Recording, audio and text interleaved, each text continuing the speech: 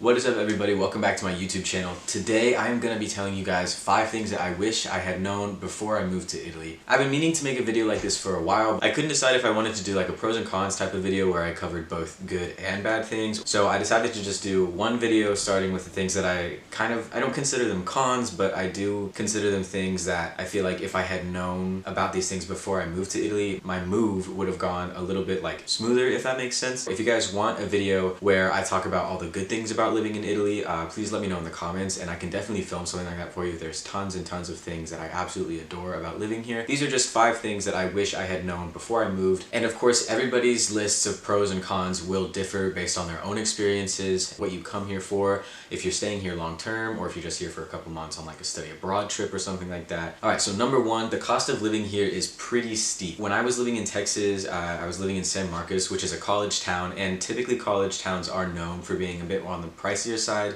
especially when it comes to finding an apartment and paying bills and things like that. However, my apartment in San Marcos was significantly bigger than the apartment that I have here in Italy, and I was still paying less in combined rent and utility bills in Texas than I'm paying right now for my apartment in Italy. I'm paying over $100 more in rent here in Italy, and I'm also paying way more for bills than I ever did while I was living in Texas. The bills that are like the biggest pain in my ass is electric bills and then gas bills. So those are the 2 bills that really kick my ass when they come in the mail, and I dread getting that email saying that they're ready to go and that I have to pay them soon. And this seems to be a common complaint that I hear from people who are living in Italy. The cost of living is pretty steep. Obviously, if you live in a more rural area, your bills might be cheaper, your rent will definitely be cheaper. But if you're living in a larger, more urban area like I am, for instance, I'm living in Padova, which is another big college town, you're gonna get charged way more in rent for much smaller spaces. You're gonna rack up a lot of utility bill costs. That's just one of the things that I wish I had known. I feel like if I had known this beforehand, I probably would have done a little bit more research about where in the city I wanted to live, what type of apartment I wanted to look for, and things like that. Second thing that I wish I had known before I moved to Italy is that Italians really value the art of doing nothing.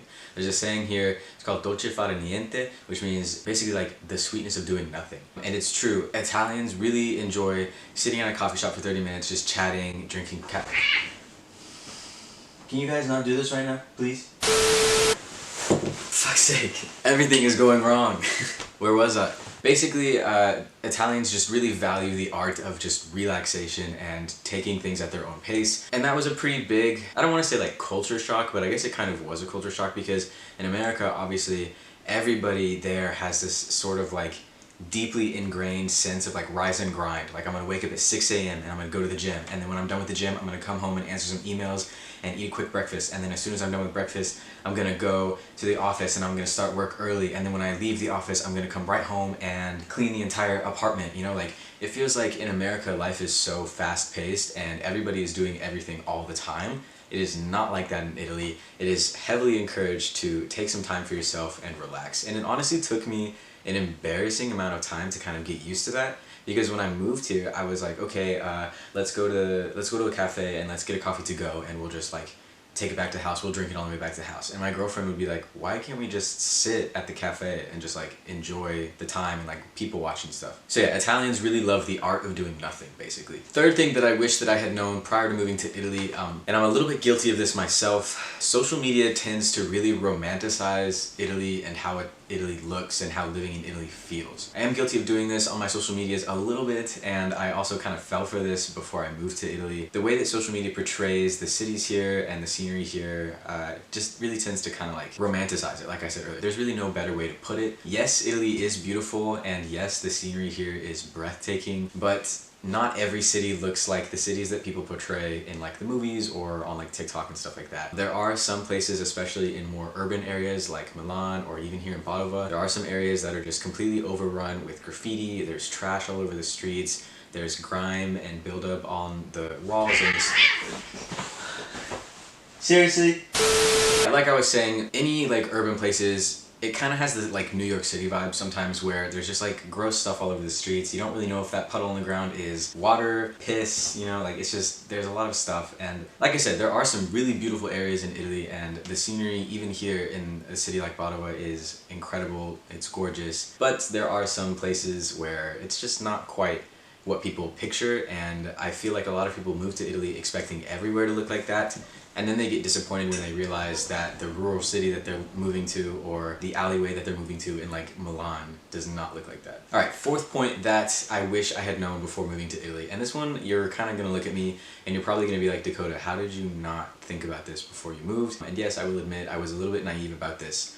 But in my defense, I do attend like an international university. I do attend an English program at this university. My classes are taught entirely in English. My professors all speak English. Learning and speaking Italian is like a definitive need if you're gonna move to Italy. Even if you're just visiting for a couple months, if you're like here on study abroad. In that case, learning the basics will probably get you by, but if you're someone like me and you're living here more long term, you're definitely gonna want to pick up an Italian lesson here or there. I took 2 Italian classes while I was at Texas State, and they were just like basic classes, you know, and I did learn like basic conjugations, I learned the alphabet, I learned the numbers and stuff like that. And in my pea brain, I was like, oh yeah, I could definitely survive in Italy off of this basic ass knowledge that I've learned. I cannot. When I first moved here, I was basically clueless to the Italian language. Most of the stuff that I know now, I picked up through the minimal teaching style that Duolingo offers, and literally just listening to the people around me, listening to my girlfriend talk, listening to her family talk, watching Italian TV, reading Italian books, and literally just like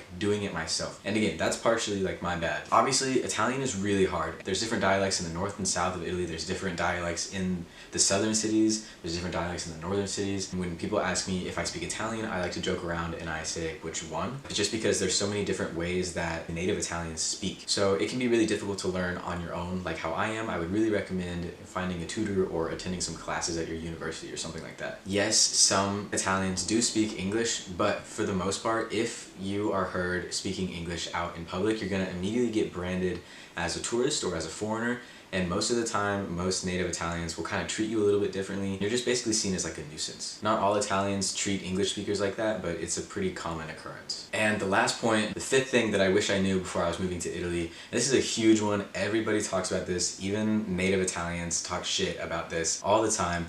The Italian bureaucracy and government is just absolutely horrendous. It's such a nuisance. Italy's government and like their oversight agencies like Poste Italiane and stuff like that, they are so horrible. They work at a fucking snail's pace 24/7. The employees are often really rude and very dismissive. For example, this week I had to go to the post office and get the kit to renew my permesso di soggiorno, like my permit of stay here. I had to go to the Poste Italiane and I had to pick up that kit. And of course, picking up the kit took like 5 seconds. You just go in, you go to the like kiosk, I guess, and you say, hey, I need the kit. They give it to you, and then you take it back the next day.